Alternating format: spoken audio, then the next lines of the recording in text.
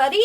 Welcome to our Pre-Otakon podcast. My name is Kate, otherwise known as Narataki. And I'm Alan, otherwise known as Hisui. We are from ReverseThieves.com. You can go there to get our monthly Speakeasy podcast, as well as other various podcasts and 3+ blog posts every week. But this time, we are talking about our plans for Otakon. The schedule just came out, so everybody's really excited. We got a lot to think about, and we're just gonna kind of give a little preview of the convention.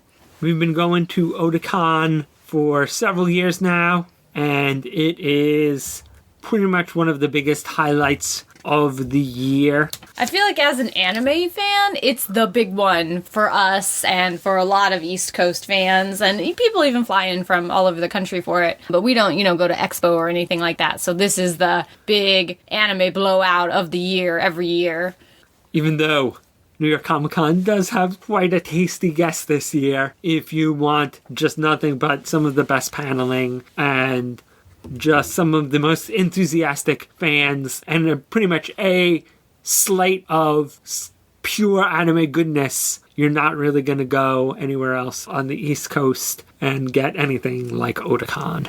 So, as usual, we're really focused on the Japanese guests that are coming into the convention. We're not really into the American voice actors. A lot of people, that is really what their focus is. But for us, I think it's all about the Japanese guests who have all these, insights, hopefully, into the production. And there's a lot of video game guests this year. Jiro Ishii, who is the director for the Professor Layton series, which I was very happy to hear about, is in attendance, as well as Yusuke Kozaki, who is the character designer for Fire Emblem Awakening, but he's also done various anime character designs, and he has an upcoming movie that he's, working on. I'm not gonna lie, I'm interested in Jiro Ishii. One, because he worked on 9 Hours, 9 Persons, 9 Doors. I really like that game. And also, maybe he worked on Kanan, which means he worked with Type Moon on that game. Well, actually, he worked on 428 in Block Shibuya, which is where Kanan comes from. They did a little side story that became Kanan. I might be interested in him also because of that. And I know that while Hidenori Matsubara did a lot of anime work, the reason that I know him the most is that he was the character designer for all the Sakura Wars games. And I always loved those games. They have some great character designs. And he's been on Otakon before, and he was a really fun guest. He's not totally old man of anime, but I definitely remember nobody went to his panel except for maybe 10 people on Sunday. So it was a little more conversational and shooting the breezy. So if you get him in the right mood, he can talk up a little.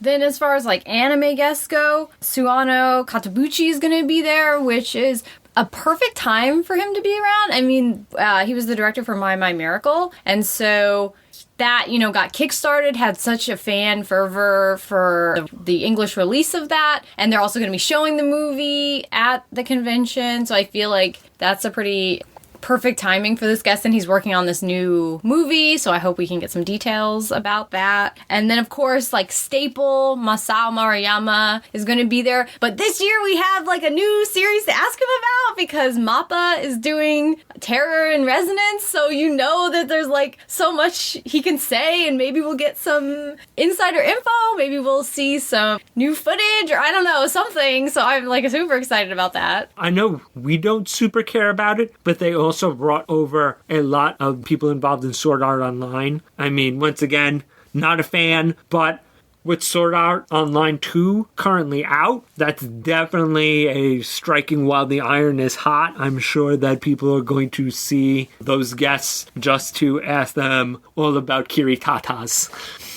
And how do you feel about the musical guests? Altima, I don't really know them that well, so I don't know if I'm going to attend the concert or not. I know one of the women in Ultima because she's also part of Fripside, and they do a lot of music for Index and Railgun. So I'll probably just attend out of my general Index fandom. And plus, I feel like you're at the con, you might as well go to the concerts. They're usually pretty entertaining and free. Yeah, they're already in the price of your ticket, so you might as well. And I usually have a good time at them, unless someone is like, please, Al, come to my panel. All right, person who is a good friend of mine, I will attend your panel, and I'll probably go to the concert. I'm very interested to see how the Yoshiki concert goes. I mean, luckily, I saw Yoshiki a couple of years ago. Unluckily, I had to sit through the masquerade in order to do so, but it was really nice. Of course, I'd love to see him again, but this year they're doing a lottery only in order to get into the concert. That's for attendees, and we're going as press, but it's also for press. It's a lottery for tickets to go, so maybe it's like, of course I want to go, but I have no idea if I'll be able to go or not. My general plan is, if I randomly win a ticket, I'll go. I have already panels selected out that I'm going to, because I'm like, I am not guaranteed to go there, so I'm going to already be making backup plans. But if I can get in, sure. Yeah, it's just one of those things where these concert space, they said only seats about 2,500 people, and this is not a concert where the most dedicated people can get in because they're going to be there early. Like, it doesn't matter. So it'll be interesting to see how people react to that going on. And there's no overflow room. So there's no simulcast of it or anything. So it's a very exclusive concert, even more exclusive than the Yoko Kanno concert. I know I went onto the Otakon forums and there was already like a war over what is the most fair way. Like, certain people were like, if I have the dedication to show up at midnight the night before, I should be more worthy. Or no, that is just foolishness. Lottery is random. Whoever gets in it, gets in it. That is most fair. No, the common war over any of those limited resource issues of, what is the most fair to the most dedicated fans. And I think especially Otakon is thinking about safety as an issue, and I feel like especially ex-Japan fans are really dedicated, and Yoshiki definitely draws a very fervorous crowd. So I think they are worried about safety if people are like camping out or whatever. So they just wanted to eliminate it permanently from it being a problem. But I don't know. I'm like of two minds about it because obviously I'm not dedicated enough to do such a thing. So it works in my favor because I'm like, well, I could randomly go. That would be awesome. But then I think it also prevents people who really want to go versus I really like Yoshiki, so I want to go. But somebody who's like, I guess I'll randomly enter this lottery, I don't even know who that is, can go. It'd never be perfect. I mean, it might just be a matter of Yoshiki or the music producer behind them, but I really don't see why they don't have an overflow room. It worked out rather well for me with Yoko Kanno, and I think it's an easy compromise. Lottery for, the good seats in the room, and then cheap seats, first come, first serve.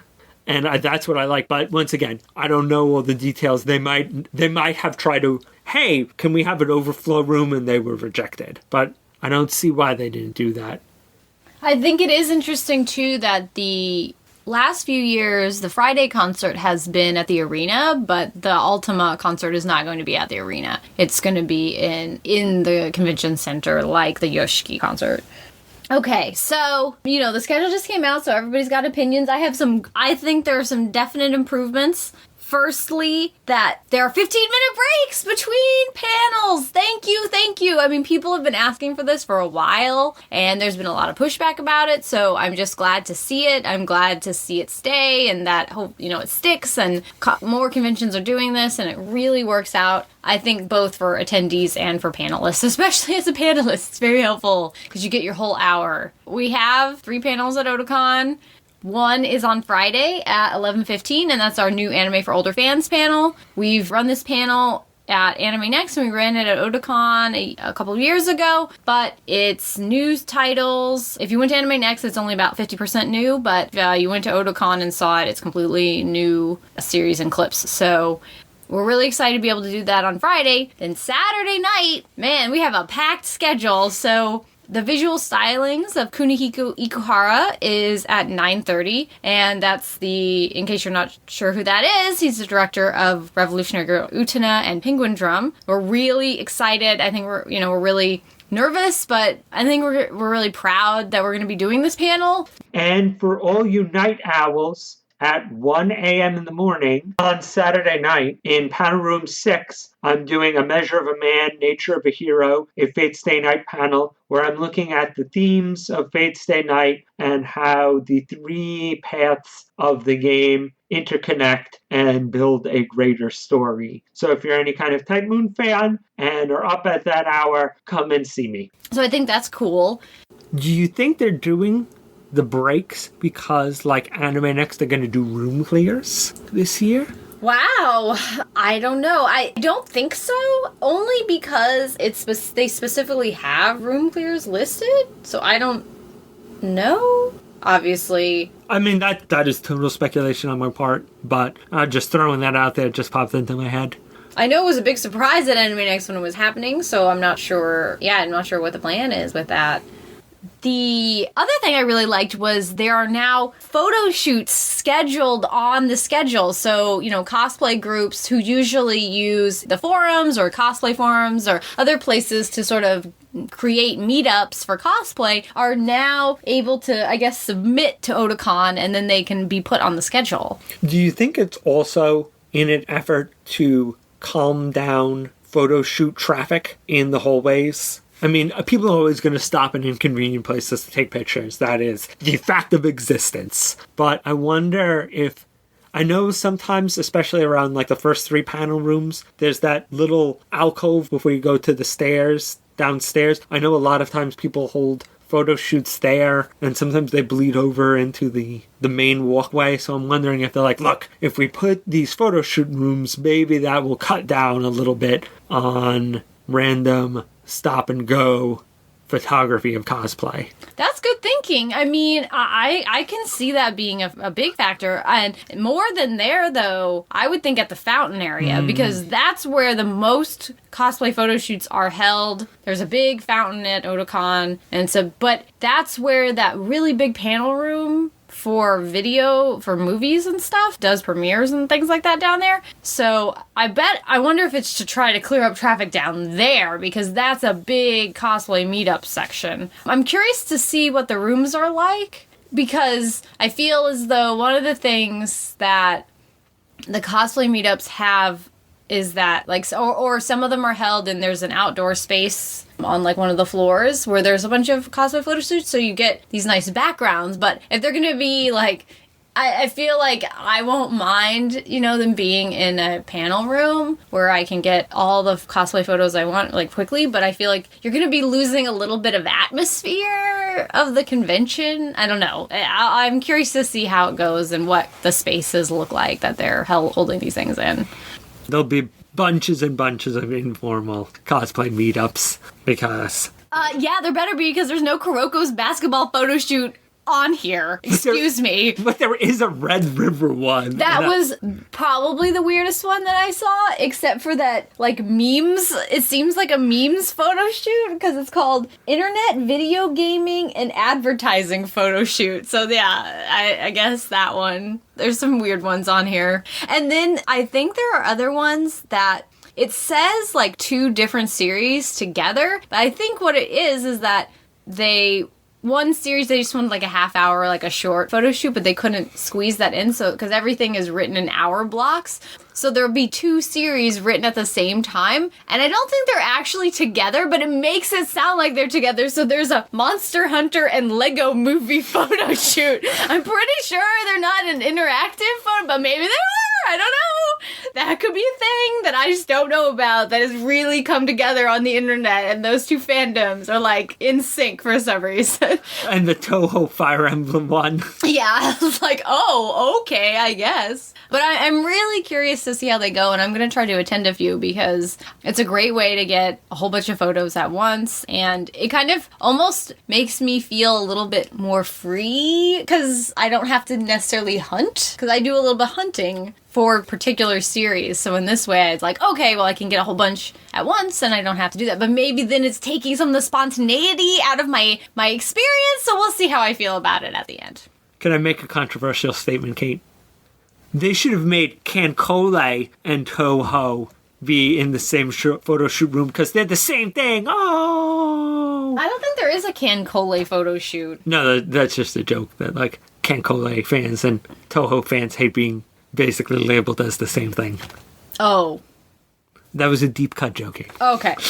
Well, it cut me to the core. I see. So yeah, I thought those were some good improvements. I do wish that they would have named their guest panels better. I think we talked about this when we did the Anime Next podcast, and you wrote about it on the blog. But one of the things that we really liked in Anime Next was that for the guests, they kind of named the panels in a more exciting manner in order to get, because, you know, you always have these problems where Japanese guests panels often don't fill up. And it's because people don't recognize names, don't know what people have worked on, whereas if you put the name of their big title or what's big right now, whatever it is, in the name of the panel, people show up. I think it does not help, and this might be a clearance thing. Once again, I'm not necessarily going to blame Otakon 100%, but if you look in Guidebook at any of the panels with guests, in the information section, it says no information available. I'm willing to go and look up, all right, who is this guy? What did he do? But how many of the casual fans are going to do that? Whereas if you were like, oh, what's this? And you're like, he worked on Sword Art Online too. I love that show. It would not make everybody do that, but I feel like it's another chance to get somebody who might not recognize that Japanese name, but might recognize that show they love.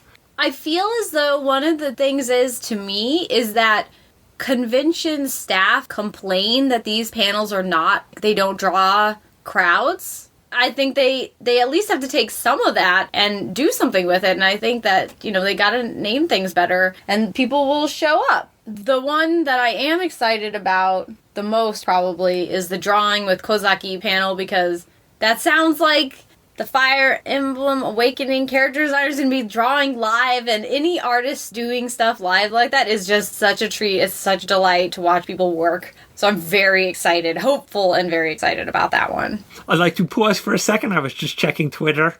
Apparently, people have already targeted my Fate Stay Night panel, according to Twitter. What do you mean targeted? Apparently, there's this group that, like, live streamed and made fun of Fate Stay Night. And apparently somebody picked up that they're like, we should hit the Fate Stay Night panel at Otakon and totally make fun of that. Somebody said, I hope they are just joking about that. They probably are. I'd like to plug at least one of my friends' panels, which is Journey to the Stars. It's going to have Vinny from Old Geeks Considered and Zan from the Spurkin Manga Cast. And they're going to be looking at basically space opera anime. That's one to check out, especially for people who regularly listen to this podcast, who are probably interested in such shows. I think the big fan panel on my list is the Aizawa retrospective. I'm a huge Aizawa fan. It's being run by Viga, who is sort of an internet personality, and we're friends. So I'm really excited to see what she does with the panel, and just one of my favorite mangaka who deserves more love at all times. And it's one of the few manga-centered panels of the convention, so... I feel like she probably sold it. And she has anime. But I know Vika, she's going to play up the manga. It's at 9 a.m., so I'll actually probably be able to get to it, especially 9 a.m. on Saturday, but there is a amazingly obscure anime panel. I feel like most of the time you wouldn't be able to get into a panel like that, but Saturday at 9 means that most people will be hungover or still sleeping.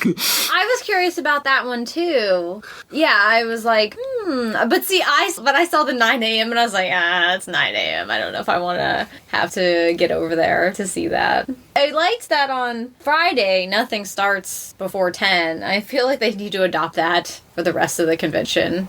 I feel like they can have video and stuff at 9, but like panels, shouldn't start till then. I just feel like, last year they at least did a better job of being able to get people into the building before 9, because before that it was a real problem because people weren't being let in, and then it was very difficult to get to a panel by 9, but last year they were pretty good about opening the doors earlier than that, so hopefully that'll at least help all those panelists who have to get in there early. I'm also interested in there is a ramen panel, a Japanese soul food, and food panel sounds good to me, so I'm kind of curious about that one. I might drop in.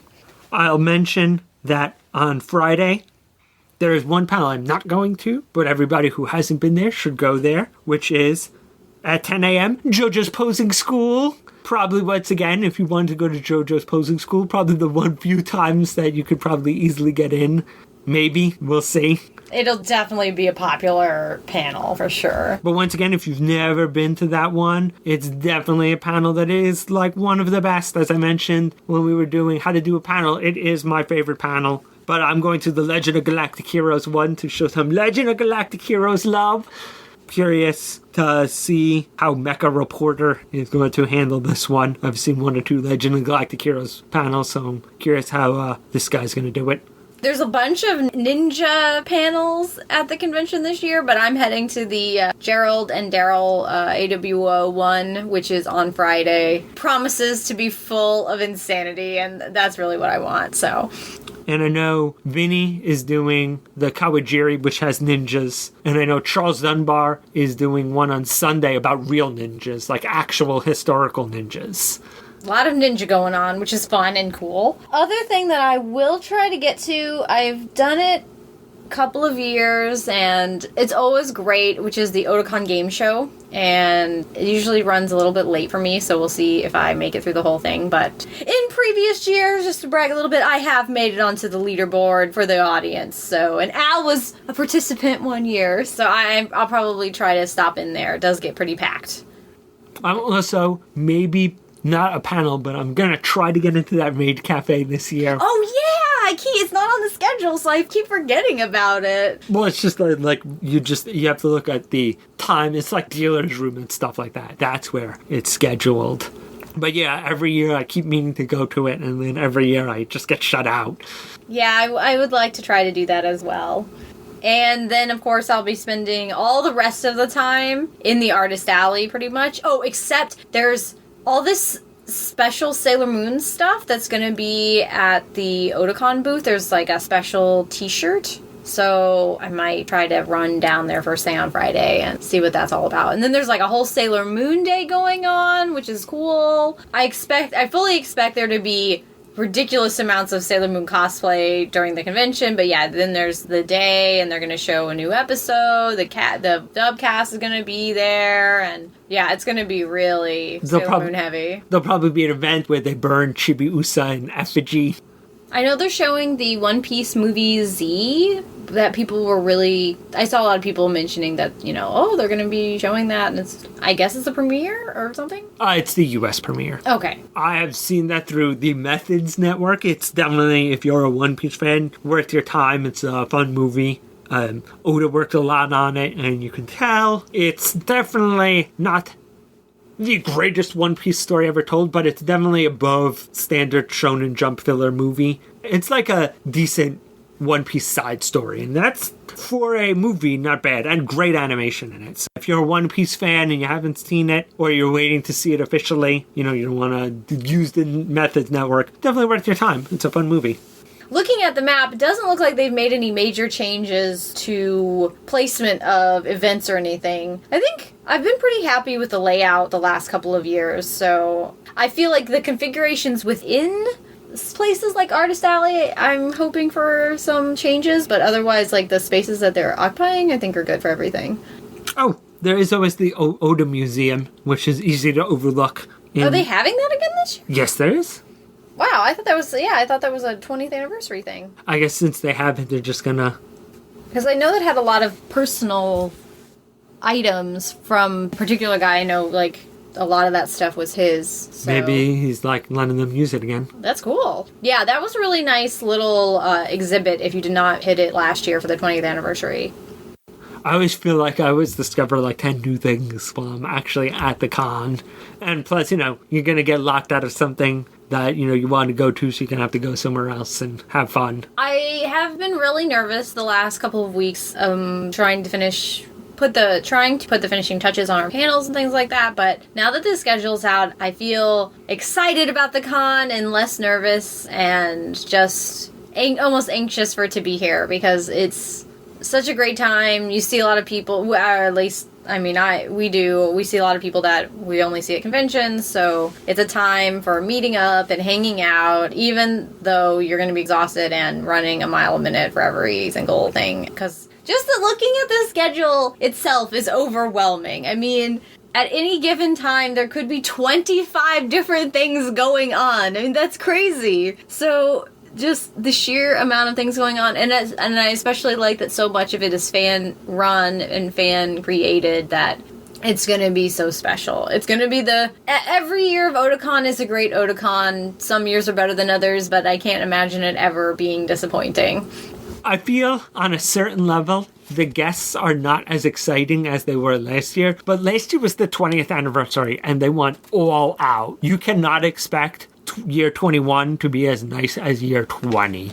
If you do, you're just a silly goose. But there are still some really great guests who are probably going to give you some great information, and the paneling and events are still Otakon level, and I'm going to have a great time. I'm going to eat some awesome food, meet some great people, and enjoy the heck out of myself. And we're going to run awesome panels. We must be positive. So, and yeah, our panels are going to be super cool, so... And I really feel like the Ikuhara panel is a step above even what we usually do. So that's going to be really special. So if you only go to one of our panels, I think that's the one that I think is the coolest of all three of them. But all three of them going to be pretty darn good. Of course, we will be tweeting and doing kind of live little bit of coverage while we're there. We'll be doing a bunch of blog posts when we're back, and we will be recording a Speakeasy podcast about Otakon. So look forward to all of our Otakon coverage during and after the con. In case you are coming to the convention, try to find me on Street Pass if you can. I am Kate O.O.H. because I'm the king of Kates. And I'm also on Animal Crossing as Sally and Fire Emblem Awakening as Fakir. And I'm just Alan. You can just recognize me because I always look like Buddha from Space Brothers. You really do! It's amazing! So, yes, if you're like, hey, that guy is Buddha, then it's me, Al. Hopefully we'll see you there. All right, guys, see you then.